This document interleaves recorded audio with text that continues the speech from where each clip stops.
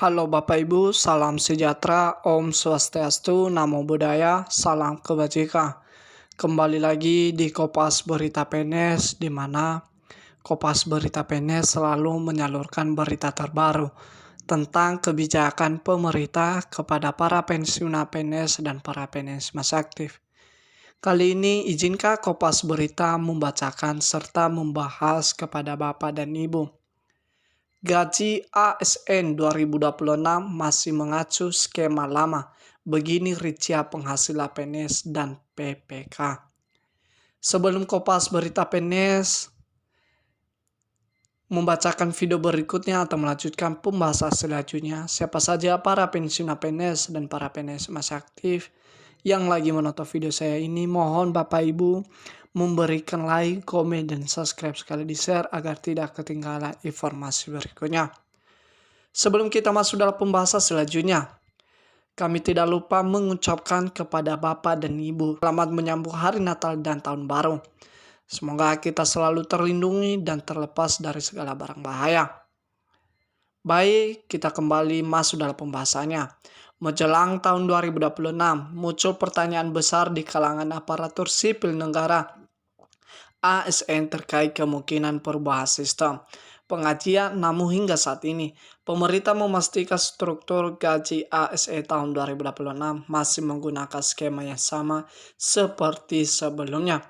Artinya, belum ada regulasi baru yang mengatur kenaikan gaji pokok bagi PNS maupun PPK.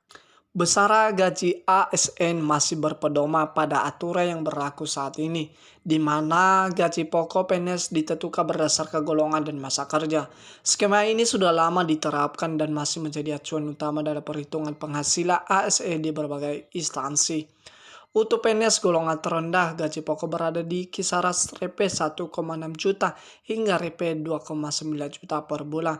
Sementara itu, pada jenjang tertinggi yakni golongan 4E, gaji pokok dapat mencapai sekitar Rp 6,3 juta. Tergantung masa kerja dan paketnya disandang.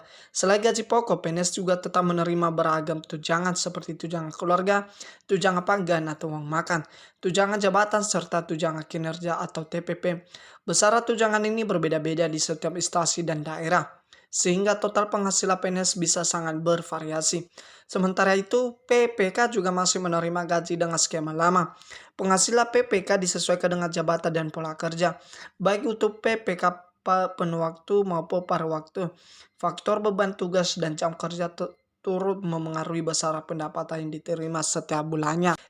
Di tengah kepastian ini, pemerintah sebenarnya masih membahas wacana perubahan sistem pengajian ASN melalui skema single salary, yakni penggabungan gaji pokok dan tunjangan dalam satu paket penghasilan. Namun, rencana tersebut belum akan diterapkan pada 2026 karena masih dalam tahap kajian dan pembahasan kebijakan.